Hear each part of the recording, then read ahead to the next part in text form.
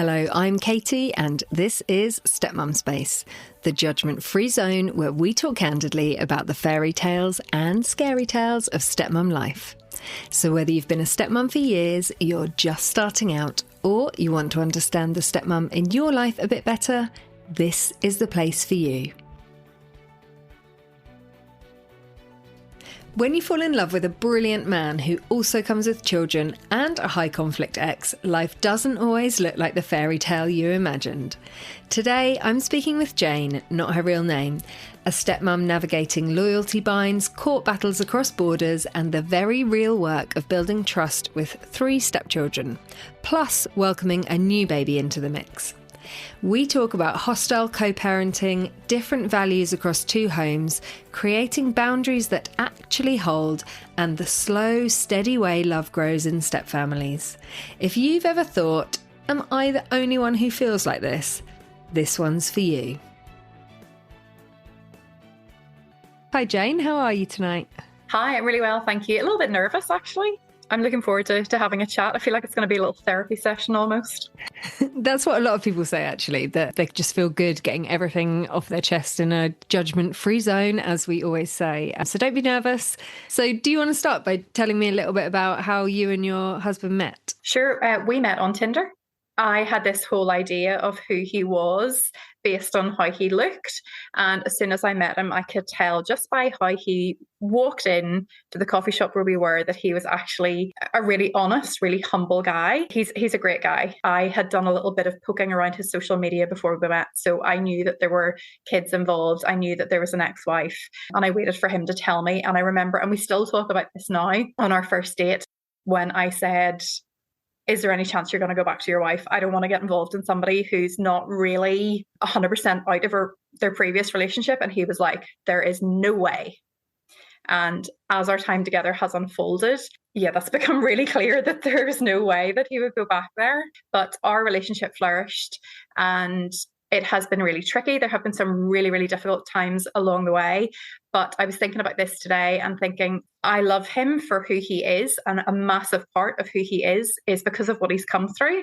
So it's kind of a big, it's a parcel. And while my relationship with him is one that I always kind of aspired to have a really good equal relationship with somebody that I loved and who loved me back. And, we just had really good supportive relationship, but also to have 3 kids as well, and a hostile ex-wife was not something that I dreamed of when I was a girl thinking about, who would I marry? But you know what? It's all part and parcel of it, and it's made my life really interesting, and I've learned a lot about myself. It's funny, isn't it? Because you think a lot about who you might meet, and when you're younger, you envisage what your life might be like. And even when you think about, difficult things that you might go through in a relationship, you kind of never think about some of the things that might come up if you meet someone with children. One of the really difficult things, I think, being in a relationship with somebody who's got a challenging ex and children who are kind of caught in the middle, is it's almost like a chronic illness, where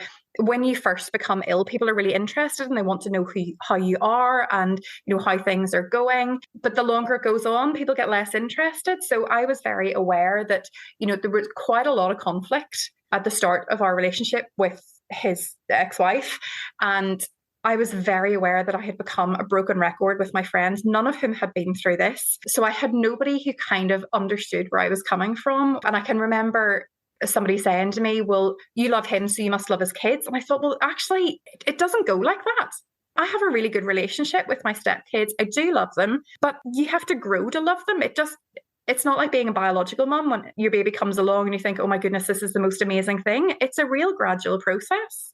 I always say, the more acknowledgement we can give to that, the easier it is, because so many women will come to me and say, I feel really, really guilty because I don't have the same love for my stepchild that I have for my biological child. And sometimes you think, well, you've only known this kid 3 or 4 years, it's that love grows and it shows up in ways that aren't always the same with a biological child, but it takes time and it doesn't always come straight away. You mentioned a couple of times the hostile ex-wife. Can you share a little bit more about that? Well, I did think about this and think I have to be careful not to get down a rabbit hole, because actually I don't really have a relationship with her and I'm quite happy with that. So without getting into too many specifics, it was a very abusive relationship that my husband and his ex-wife had. It was emotionally abusive, physically abusive, and in ways that I think we are both still coming to terms with, sexually abusive as well, and very, very controlling. And she continues to try to exert that, especially financial control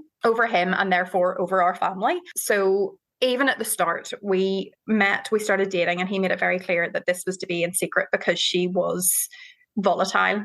And there was concern over what would happen if she knew that he was dating someone. You know, she did figure it out at times when he was dating people before me. And there were repercussions there in terms of not getting access to the kids. You know, that was the easiest control that she had, was to either take away the kids or just land them on him and say, you deal with this now. But I can remember being at the Christmas market one year, and we were walking through the Christmas market and holding hands, and immediately he dropped my hand, and I thought, oh, what's this? What's this? And it was because her sister was there, because I live in quite a small place. A lot of people know each other and are interconnected. So we just had to be so careful. And even right the way through, we went through a number of court cases. So my husband is not from Northern Ireland. His ex-wife is. They had kind of bounced between countries for a while and then settled where he's from. And then the relationship was difficult. So they said, right, she wanted to come back home to be closer to her family. They came back home. The relationship was still difficult. And he said, right, this is not working for any of us. And he left. I think actually the way he tells it was she had told him to leave so many times and he never did. And then there was one time that was just, you know, the straw that broke the camel's back. And a few months after they split, she took the kids back to the country that he's from, where they had previously been living, without consulting him about it and without asking his permission. So we had been dating at that point, I think 4 months. So we were still in that really early stage of, is he my boyfriend? Do I call him that? How often do I text him a day? Those kind of things. But then all of a sudden you're like, well, actually my kids are on the other side of the world. And you're dealing with somebody who is a very, very good father. And that's, again, one of the things I really love about him, is he is really, really devoted to his kids. But having to deal with the fact that he wasn't seeing them, they had been taken away, then the court process started. So you're almost in the honeymoon period, but in hell as well. Yeah. And I think the thing is, like, he has gone through a lot of counselling. So he deals with things really, really well. So you kind of almost, like, you forget that he's been through so much, because he is able to manage and kind of rationalize out. And he always thinks, you know, don't give the other person the power of your emotion. Whereas I was still like, oh my goodness, what has she done now? You know, this is terrible. And I was really angry and upset on his behalf for a lot of things. And that still happens. I get upset for him. I feel the feelings for him when he's like, actually, I'm okay. Let's let this wash over us. So she had taken the children back to his home country that she had originally wanted to leave. What happened then? So he wasn't able to see them? He wasn't able to see them. It was Skype calls, and those were Skype calls at her, whatever suited her mood. I can remember at one stage we'd gone away for the weekend, and he was supposed to have a call with the kids, and he did it from his car, because he didn't want her to know that he wasn't at home, because he didn't want her to join the dots to know that he wasn't at home because he was away for the weekend with somebody. And she absolutely went bananas and was like, if you can't call from your house, then you're not speaking to the kids. That's it. And like cut off the call. Or like the kids would try to call him on Skype and she would work out what was going on. And you could just hear her shouting in the background and then shutting down the computer. You know, she really, her idea was she would move back to the country that he was from and he would follow her and they would be a family again, I think is what she wanted. But that was never going to happen. There was an international court case started then to retrieve the kids back to Northern Ireland. I say we throughout all of this. It was him. I was in the background being angry and annoyed at everything. He was the one doing all the practical things and doing all the court stuff because I was still a secret. Yeah, we had to prove that the kids had been taken without his consent. So that went through. That was a really difficult time. Was that quite easy to prove then? There was a lot of evidence gathering, like the kind of the messages back and forth between them. And I'm trying to even think, because there were 3 court cases within a really, really short space of time. This was no honeymoon period for you. No, it was not. It was not. And again, it's like, you're taking all this on. I'd never been through anything like this before. I want to support this guy who I think is actually a great person, and that's why I'm with him. But I had no kind of outlet to share because nobody else had any insight into any of this. They were all just kind of like, wow, this is insane. Okay, so what are we doing for lunch today? You know, the judge ruled that the kids had been taken without his consent. She was ordered to bring the kids back to Northern Ireland, at which point, I mean, things got really, really murky at that stage. The police actually came to his door and said, there's been a death threat against you, so you need to leave. So he had to move out of where he was. Now, we can't prove that, but you'd have a fair idea where it came from. Oh my God. How old are the children at this point? 9, 5, and a baby. Like, he missed the baby's first steps because the baby was in another country. So for clarification, the baby came along when things were really, really bad, and they split soon after he was born. He was under a year old when they split, so he's never really known his parents to be together. So they then came home. That was all very hostile. She launched a court case to legally take them back to his home country. Which again, you know, the conversations we were having, apart from the fact of, you know, okay, the kids are home. He hadn't seen them for 9 months, which I, as a mum now, cannot imagine what that was like. And to only have contact with your kids when someone else who doesn't really like you and is very cross at you says it's okay. Yeah, hadn't seen the kids for 9 months, got them home, and then she wanted to move back again legally. She made, you know, a legal bid. And we were having conversations like, if this is successful, if her bid is successful and they all go back there, where does he go? Where do I go? And the conclusion that we came to was he couldn't be without his kids, which again is one of the reasons that I love him, because he's a great dad. But I couldn't drop everything, you know, my career, my family, my friends, everything, and move so far away. When, again, at that stage, as you said, it was still the early days. I don't think we'd even been going out. Maybe we have been going out a year at that stage, but, you know, you still have no guarantee that things are going to work out at that point. So there was that, which was denied. So it was in the kids' best interest to stay in Northern Ireland and maintain a relationship with their dad. And then almost simultaneously, it was a custody arrangement, and that all went through the courts. So as I said, in the space of a year, there were 3 court cases, and that was probably about the first year that we were going out. So I remember talking to my manager at work at the time, and she just said, "You must really love him." And you think, well, yeah, I do. Because it is a lot, and it continues to be a lot. But I think I have learned probably from him how to deal with things a bit better, and how to pick your battles. After that first year, when you've kind of had all these court cases, were you able to no longer be a secret at that point?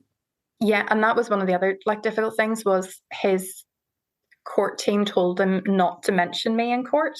So it only really came out whenever, in and around the time of the custody arrangement, you know, when that was finished, it was like, P.S. I have a girlfriend. Which I think she suspected. You know, knowing women, we always do have a bit of a feel for things. So I do think she suspected that he was with somebody. But there was a big deal made about me and how the oldest kid wasn't comfortable with living with me, because pretty much as the custody arrangement was solidified, we revealed that we'd bought a house. It was a new build, so we were waiting for the house to be built. And then it was all, oh, well, he doesn't feel comfortable living with your girlfriend. She shouldn't be there when the kids are spending overnights.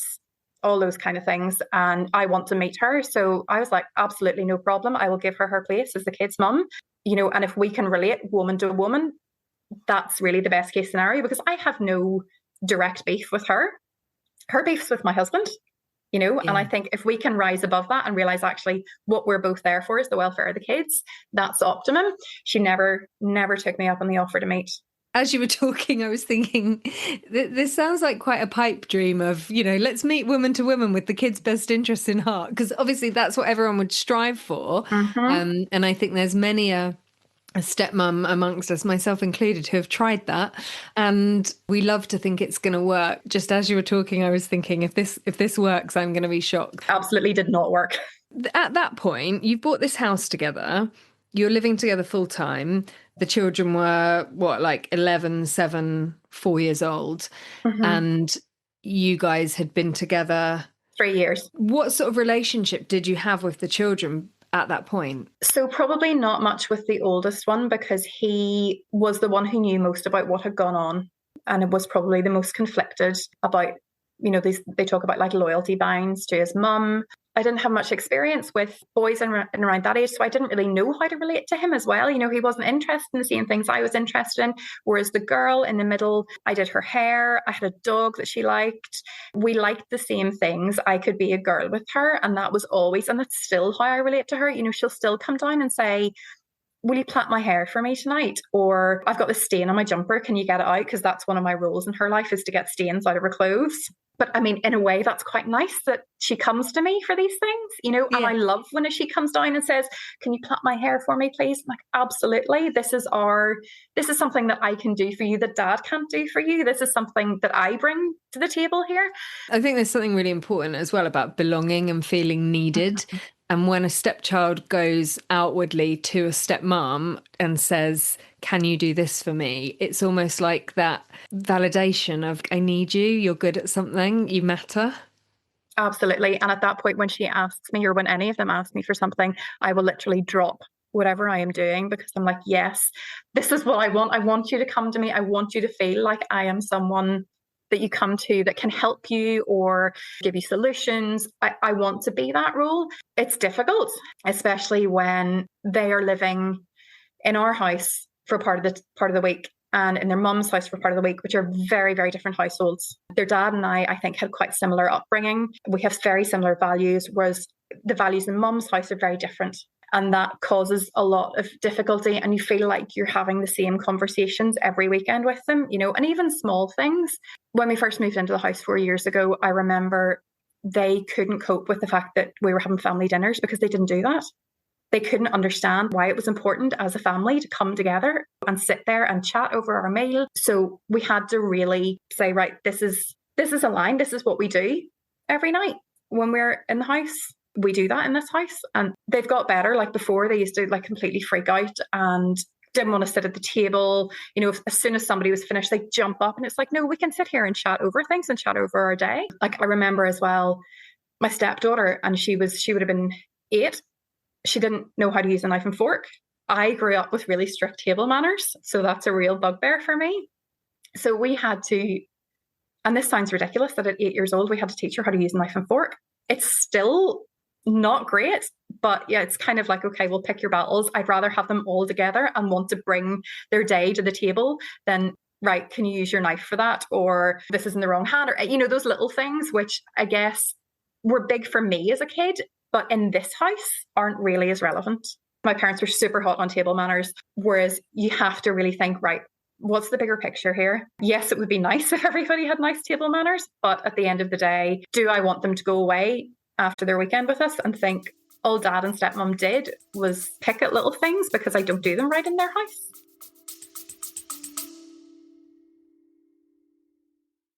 I'm going to pause us for a second, because if you're listening and something in you is whispering, I can't keep doing it like this, I want you to know that voice matters.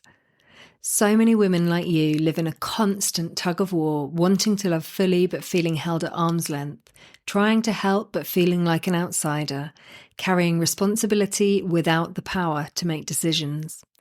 You give so much of yourself, and yet you're the one who feels exhausted, unsure, and sometimes even invisible. And that is exactly why I created the Stepmum Reset. This isn't fluffy, it isn't about pretending you're okay. It's about finally having a space where your experience is the focus, where someone actually understands the emotional world you live in every day. In the Reset, we gently sort through what's yours to carry and what is not. We look at how to accept the things you can't control, not in a just let it go way, but in a way that helps you feel safer, calmer, and less triggered by things that aren't yours to fix. We look at the places where you abandon yourself to keep the peace, and we build boundaries that protect your heart, your time, and your well-being. You'll leave with a personalised plan that makes sense for your stepfamily, tools that bring you back to yourself when everything around you feels chaotic, clarity about your role, your limits, and your needs, and the confidence to communicate without guilt. And of course, the relief of finally feeling understood by women who get it. Women tell me all the time that this workshop is the moment everything starts to shift, not because the situation magically changes, but because you finally have the space, the language, and the tools to navigate it differently. If something in you feels seen right now, if you're thinking, yes, this is what I've been missing, trust that. It's your inner voice asking for support. The next workshop is coming up soon, and spaces are intentionally kept small so it stays intimate and safe. The link to book is in the show notes, and I hope to see you there. It's such a fine balance, and it's so difficult. I was laughing inside as you said that because my husband is so hot on holding your knife and fork in the correct way and cutting in the correct way and putting things on in the correct way. It matters to me that people sit around and eat at the table, but not to the extent that he does. And one of our children, I don't know why it's only one of them, but the knife and fork thing is still an issue. I'll be like, mate, you're like having a roast dinner. Why are you eating the carrots with your fingers? Like we're literally sitting around the table. Anyway, I've lost my train of thought now. Do you want to talk a little bit more about other things that were different between the houses? Yeah, I mean, even little things like, so he and I would put a lot of value on education. We have both worked really hard to get good jobs, have good careers. And we always think if you're able to have a good education, that opens doors. And that's not the same in Mum's house. There's not the same focus or intention. Like it's okay to leave school to go and get your haircut, which he and I were both appalled at, but it's just that priorities are very different. You know, we were also brought up that if you commit to something, you see it through. Whereas at Mum's house, if you don't really feel like going to football practice tonight, you don't have to go. That's okay. Or you can take up something and then just drop it. I know that there's a bit where kids need to feel something out, feel like if it's the right fit for them, but just it's like, it's too cold, I can't be bothered, or I'd rather sit here and chat to my mates or game or whatever. We're then dealing with, or I am actually dealing with my husband being like, well, this is really frustrating because I want my kids to be able to learn to commit to things. And because there's only one parent who has that value, the other parent has a different value, the kids are really conflicted. Yeah, it's really difficult as well. And then if you've got something like sport or even drama or anything like that, you're part of a team or you're part of a cast, and you owe it, I believe, to the other people in your team to show up for training or to show up to rehearsals or to do those sorts of things. We definitely share that value of once you commit to something, you do it. And obviously if you're ill, you can't, or if you decide, you don't want to do that sport anymore, then fine, you can leave at the end of the season. But I can imagine that's really, I have been very lucky actually in that with my son that I share with my ex, whoever's with him will take him to whatever he's got on, and we both very much feel that that's important. I think it's so difficult when you're in a situation where both the parents have got such different values. You then also feel like, how do you hold space for that child's lived experience in the other home whilst also guiding them in the right way? Yeah, and I mean, we talked about that a couple of weeks ago whenever one of them didn't want to go to football practice. And again, it was just this, this conversation that we're having quite a lot at the minute about when values are different in different homes, what is the impact and how frustrating that is for my husband. He wants to provide opportunities for his kids, but you need two supportive parents to provide some of those opportunities, and it doesn't always work. It's similar with what you were saying about education, actually, because I realised I seem to end up quoting my mother a lot on this podcast without really, I'm realising how much she's instilled in me. But she always used to say to me about education, if you've got the opportunity to get a good education, get it, because it will give you choice. I remember her saying to me about like exam results and everything. She's like, yes, you might never use a Bunsen burner again in your life, but getting good grades gives you choices in life, and those choices are important, and then you can decide what you want to do with them. And I think, God, wasn't that bloody brilliant advice of her? Because she's right. Yes, there is a different emphasis on different things. There might not be that same emphasis on education. And the thing is, even if you look at education, I don't even really mean go and get a first class honours degree from a red brick uni. Now we all have to stay in education until we're 18. So whatever you choose to do, work hard at it. It doesn't have to be some academic genius. If you've got a Saturday job in a supermarket or you've got a job at a hairdresser's sweeping hair off the floor, show up. work hard. For me, it's like education is obviously important, but not everybody is an academic learner, and that's absolutely fine. But whatever you are going to do, Commit I to it. really believe that you should try hard. Yeah, yeah. Same here. I think what we're navigating now is how do you get that message through without it becoming a lecture every weekend?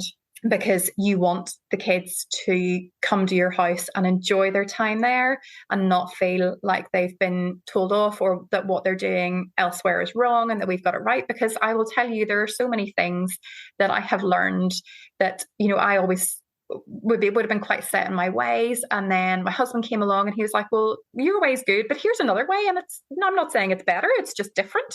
And I had to really kind of restructure my brain to think, okay, well, my way is not always the best way. And I think that's the same with the kids.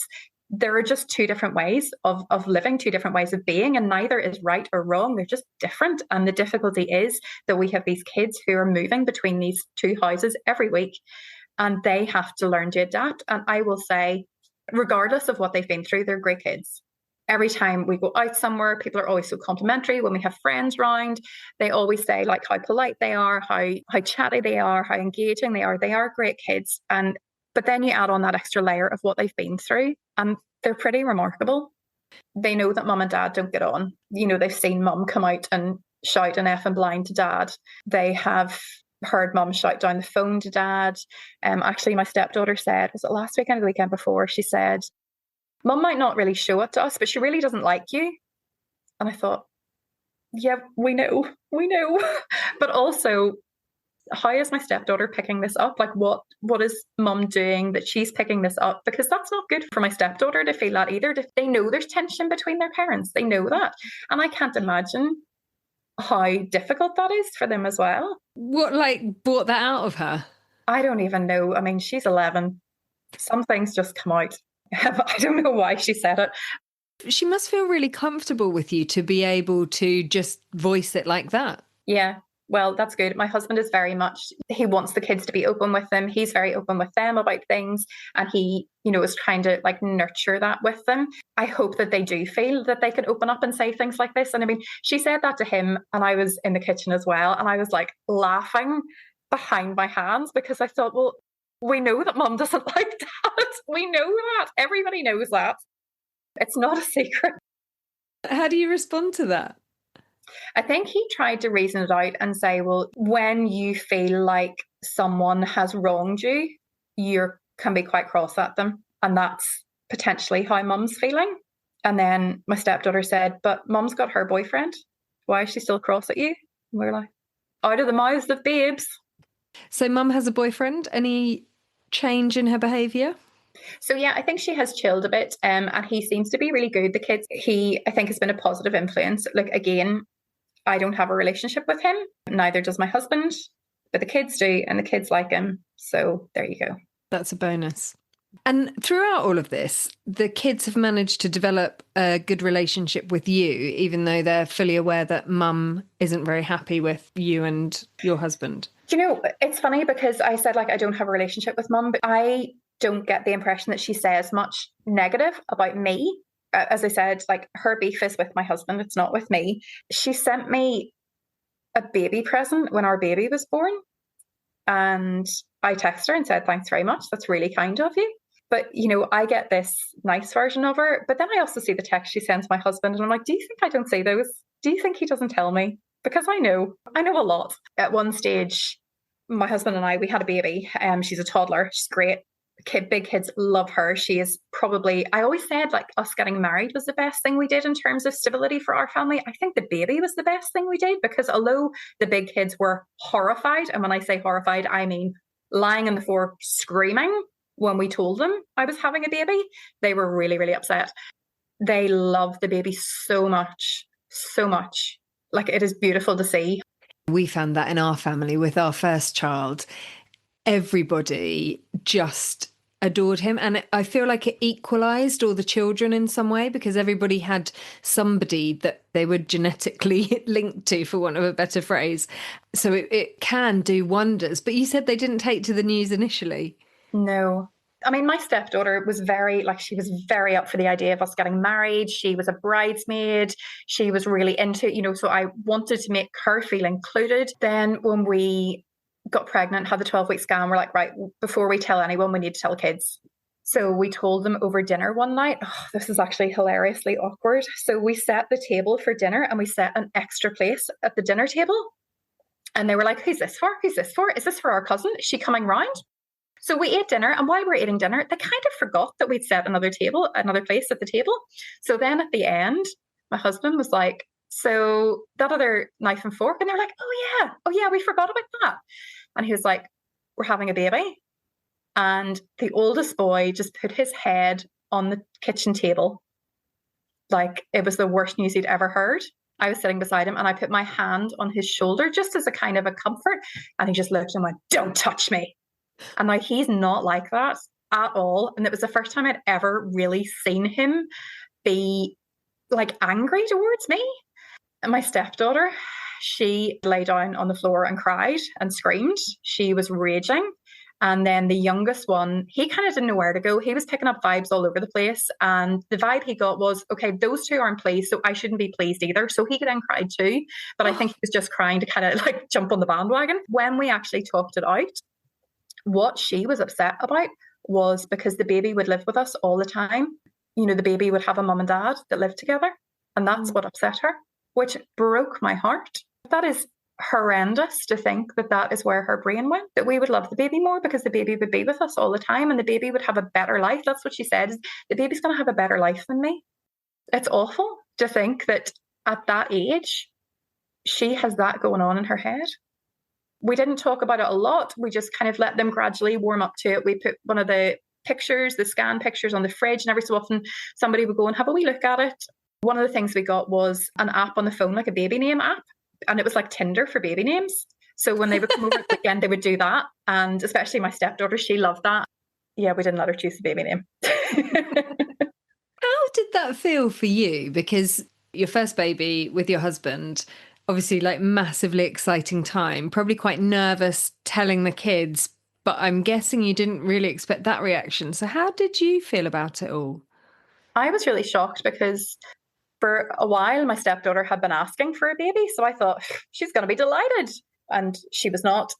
And then it made me so stressed then because I thought, am I upsetting these kids even more? And then, as I said, as the pregnancy progressed and they got more on board and we were all talking, oh, was the baby going to be a boy or a girl or boy or a girl? And it was my stepdaughter. At one stage, she wanted it to be both. And I said, no, I would really prefer it if the baby wasn't both genders at this stage. So I ended up having an emergency section. Oh, she wanted a boy before, literally at my due date. She was like, I want a boy. I want to be the only girl in the house. And when they lifted the baby out of me and handed her to my husband, and he said, it's a girl, my first thought was, what's my stepdaughter going to think? She's going to be really upset.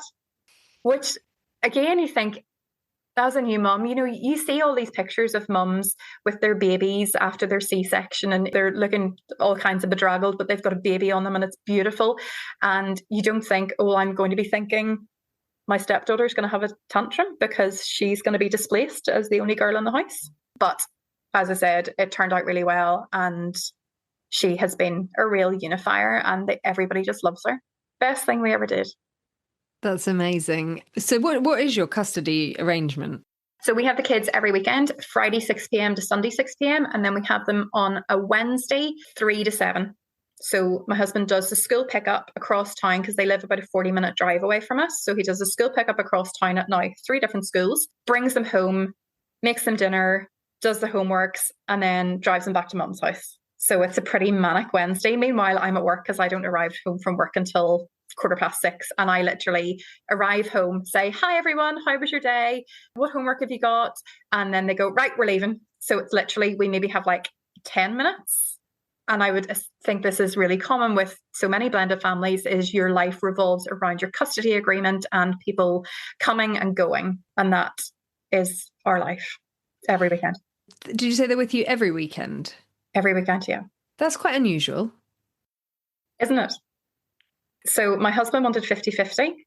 He did not get 50-50, but we're not that far off 50-50, to be honest, when you think there's 7 days in a week and they're with us Friday evening to Sunday evening and part of a Wednesday. This was their mum's idea. She set this up. And I can't work out whether it was set up to, probably in equal parts, to punish him and make sure he couldn't have a social life, but also to make sure that she could. I find it very strange that any parent, male or female, would not want to spend some weekend time with their children. Yes. You know what it's like, school nights, weeknights, you're taxiing, you're chefing, you're washing up, you're doing laundry, you're just a general dog's body. And you might get to eat, I mean, I think in the week we probably eat dinner as a family maybe twice if we're lucky, just because everyone's all over the place in different times. So I can't imagine, and you do hear it sometimes, but somebody not wanting any weekend time with their children. Look, I find it strange, but at the end of the day, that's something that she will have to reconcile herself with, that's what she wanted and that's what she got. How have you found it then as a new mum, and you've got your family of 3, but you don't get that much time to be that family of 3? We really get very little time together. And even now, so we're coming up to Christmas and I would like the 3 of us to go and see Santa. And we looked at trying to do it on a weekday, that we would have to take time off work to go and do that, which wasn't going to work. And in the end, I think we've just, well, I know we have, because I booked it. I've booked Santa and we're just going to have to go, the 3 of us, take whatever kids want to come to the Santa area with us, but it's just the 3 of us are going to go and see Santa. But yet there's not that opportunity to be a family of 3. So I try to protect, or try to kind of reinforce with my husband, that things like bank holidays are us time, which is difficult because generally the big kids' mum will want us to have the big kids on bank holidays quite often. So there's a bit of pushback there. But, with everything like that, where we're trying to set a boundary and protect our time together, if she's not getting what she wants, there's pushback, there's anger there. And so every time we do kind of say, well, no, actually, this is not happening. Or in the very odd occasion that we have booked a weekend away or a holiday, it's always comes with like an edging of, I know there's going to be conflict around this. And that's really difficult, because it makes you not want to do things. And like my love language is going out for dinner, going out for brunch, going away on road trips, going to the weekend, going to my parents' holiday home. And we haven't been this year, because part of me doesn't want to suggest it, because I get so stressed at knowing that, my husband's sitting in the chair beside me and his phone's pinging and it's angry messages from her, because he said, actually, we want to take a weekend off, or not a weekend off, because that sounds like it's a punishment, but we want, I know what you mean, to go away for a weekend, or we have plans that bank holiday. So it's not going to work. Like, it's always just in the back of my mind that no matter what we plan to do, if somebody else has the plan and they want to use us as glorified babysitters, there's going to be tension there. And we've had conversations about how I deal with that. Like, I would have a real physical reaction whenever I know she's in contact and it's angry. I mean, there are nights I've lain awake and I'm replaying things in my head. So he knows that, and he knows I get quite anxious about that. So, we talk about, well, do we only share limited information? But then I also need to know what's going on in my house. Yeah. I need to know who's coming and going, or what the arrangements are. I need to know, do I need to lift dinner out for 4 people or 6 people, or who's where? So that doesn't always work, limiting the amount of information that you're told. But it's, I guess, one way of managing things. Yeah. And also, when you're in that situation where you're not wanting to plan things because of the anticipation of the backlash or the uproar, it's a very common place that stepmums get to. And then you suddenly realise, well, hang on a minute, you've taken a lot of the joy out of your own life because of the implications that come up when you try and do the things that you love. Yeah. And that's really sad. Well, even like next weekend, one of my good friends, it's her baby's christening, and we've all been invited, our group of friends. And I just said, yeah, the baby and I will be there. So all my other friends are bringing their husbands. That doesn't work for us. So I'll be there without my husband, and I would really like him to be there with me. My friendship group has had a lot of big birthdays this year. And again, my husband's not been there because I perceive it to be too difficult to try and get a night off. It was also made clear to us a few years ago that it would not be acceptable to have a babysitter. So we don't go out at the weekends, or like I'll go out, but he's at home with all the kids. That doesn't feel right either. But realistically, what could she actually do? Withhold the kids. Withhold the kids. Mm-hmm. But if you have a court order, presumably she can't do that? She can. She would need to breach the court order numerous times quite significantly for it to be recalled to court. And here's the thing about court. Court is expensive. It is expensive in terms of your emotions and in terms of your finances. I have a friend who has a husband who's got 2 kids from previous marriage, and her baby's the same age as my baby. Her custody agreement is they have them for the same number of nights, but they have them every other weekend and a night during the week, right? And I was like, here, look what they've got going on. That means they've got a free weekend. But you see, in order to do that, we'd have to go back to court. Do I want to go back to court? Do I want to put my husband through that stress so that he can not see his kids every weekend? I mean, he's going to resent me for that. And I'm going to resent everybody because I'm going to get really, really stressed out, and it's going to hit our finances. You know, you have to kind of weigh things up. And I think also my husband is really good at saying, stop looking at the negatives here. Let's look at the positives. The positives are the kids are in our house every weekend. So I have a really good relationship with them. They have a great relationship with the baby. My husband's taken them to whatever sporting events are on. So we know that they're getting to them. We're making sure that they have a good night's sleep. We're making sure that they're fed good, balanced meals. So, you know, we are doing as much as we can in the time that we have them. And that's important. And they're happy in your home by the sounds of it. Well, I mean, they are and they aren't. They're 40 minutes away from their mates. So that doesn't go down well. But, you know, we try. And I think one of the things, again, that we talk about a lot is at some stage they'll look back and you think, well, that's fine, but I don't want to. It's hard to play the long game. And that's tough. Whether it's they'll look back and realize all the things that we did for them that they didn't really understand or appreciate or notice, but the little things that we were doing to try and give them that like stable, loving, supportive home, or whether it's in a few years, we won't have a mountain of child support to pay. So, you know, we can go on holidays. We can do more things because we won't be supporting 2 households. But in that same way, you know, if I'm counting forward the years until we don't have child support to pay, I'm also counting away my child's life. You know, so I don't want to fast forward things. I just try to appreciate it for what it is, which is tough. And as I said, people don't understand. And I came across your podcast, and it was the first thing that I can remember listening to it when I was out walking the dog and being like, oh my goodness, these people are saying everything that I feel, but I've never heard anybody say it before. And they were really tough things. And it was like a light bulb for me that I'm not on my own in this.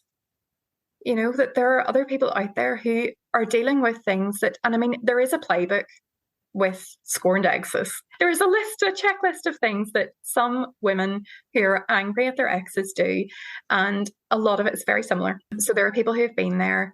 And that was so refreshing to hear and so supportive. Now, I will say I did probably go down a wormhole of listening to podcasts, actually American ones as well. And they were people who were angry at the situations they were in.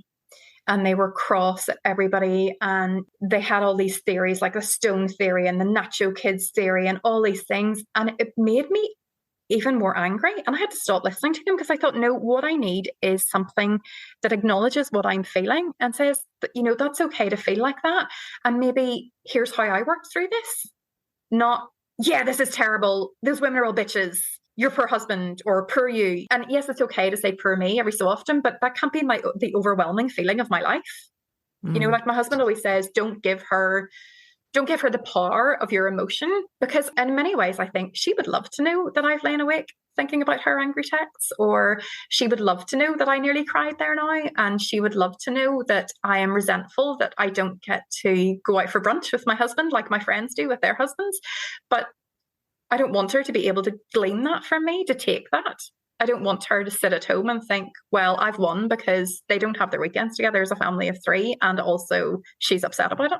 What I take from it is I have these 3 kids that I have the ability and the opportunity to make an impact on and to help and to support and to love. And that's what I've got to take from it. I'm so grateful that you found us, because it is that moment, like so many of the messages that I get literally start with, and it makes me want to cry. I thought I was the only person who felt like this. And sitting with all those uncomfortable feelings that nobody really ever talks about can get you into such a head spiral. So it's really important for us in this space to share the truth of how we feel and what we're going through. And then I really also admire your approach. It's what I always try and work with the women that I work with in coaching around, okay, here's where you are. What do you want to do with it? And where do you want to get to? And what's holding you back from that? Because you're never going to change somebody else. You're never going to stop someone from sending all those messages. You know, you can maybe turn your phone off for a bit, but it's still going to happen. So it's all about, how do you build your own resilience and how do you craft your own life and what do you want to do with that? And I totally hear what you're saying about the venting. There's a beautiful book called Just a Thought, and I'll put the link in the show notes, but it's basically how your thoughts become your life. And if you spend your whole time on the negativity, you're going to feel the negativity. I'm not advocating for toxic positivity or going, hey, my life's shit, but I can't talk about it. It's about acknowledging it. But then what do you do with it? I really admire your ability to give yourself that grace of saying, right, I feel like this, but also to not let it completely dominate your life. I mean, some weekends it does, let's be honest. Some weekends, whether it's that I'm hormonal or underslept or what, you know, and it does annoy me. It annoys me that they can't hang their towels up properly, no matter how many times I have explained, if you hang all your towels on top of each other, they're just going to get wet and smelly. There are little things that annoy me. I suppose it's aspirational. I want to be the best stepmom that I can be for them. I want to be supportive. I want to show them that mom and dad didn't have a good relationship, but dad and I have a great relationship, you know, and we're very much there for each other and we're a really, really solid couple. So I want to show them what that looks like. And again, it comes back to, it gets boring for other people. I save the headlines of, here's a nugget of something ridiculous that's happened this week, and I'll put that out into my WhatsApp girls group chat, you know, maybe once a month, and then reel it back in again. Okay, I've finished talking about this now, thank you. You definitely don't want to let it dominate your life, but also, you know, you're allowed to feel how you feel. You talk about being the perfect stepmom and wanting to do a really good job and bring up the kids really well and everything. And I think that also, that pressure that we put on ourselves, it's not really helpful, because nobody's perfect. Nobody's a perfect parent, and it's good enough to be good enough. Yes. And I mean, I think that's part of my personality. I'm the same in work as well. I suppose I want to greet the kids with love and be in that place where, I mean, we talked earlier, I think the love that I have for my baby is different to the love that I have for my stepkids, but it's still love, you know, and it's still, again, reflecting on what they have come through, what they are dealing with, and they deal with it so well. You know, they pick up their bags twice a week and pack them up, whether it's coming to our house or going back to mum's house, you know, and they do it without a complaint. They do it without a word. It's just normal. And that is their life. And I think, well, that's actually quite remarkable. While I was still a secret, we lived half the week in my husband's house and half the week in my house. And I hated packing up my stuff to go over to stay in his house. And his house was cold and mine was nice and warm. And, you know, it was just a real, come in from work and have to pack a bag and make sure I have my toothbrush and enough pants and all that kind of stuff. These kids are doing this every week, day in, day out. There's no, you know, and they will be doing it for the foreseeable. And they don't complain. And I think, well, fair play, because it's not much crack picking up your stuff and moving houses, but they do it. Yeah. Well, look, it's been so nice to talk to you, Jane. And thank you so much for sharing everything that you've been feeling and those really tricky bits that, you know, so there'll be somebody walking their dog right now thinking, thank you, Jane, for saying that. I hope so. There were so many things I thought of to say to you, and I feel like we've barely scratched the surface, but I guess like my takeaway is you do your best with what you've got and you try your best, and not every day is going to be your best day, but you know what, you can start again tomorrow. Wise words, Jane, and thank you so much again for your honesty and courage. If this conversation resonated, remember your feelings make sense and you don't have to do this alone. And truly, that is so worth remembering. As Jane said, you do your best with what you've got. Not every day will be your best day, but you can always start again tomorrow. If you'd like support, you can book one-to-one coaching or join our Stepmum Reset workshop at stepmumspace.com. And if this episode helped, please follow, rate and review the show. It helps other stepmums find us. Thanks for listening. Have a great week and take care of yourself.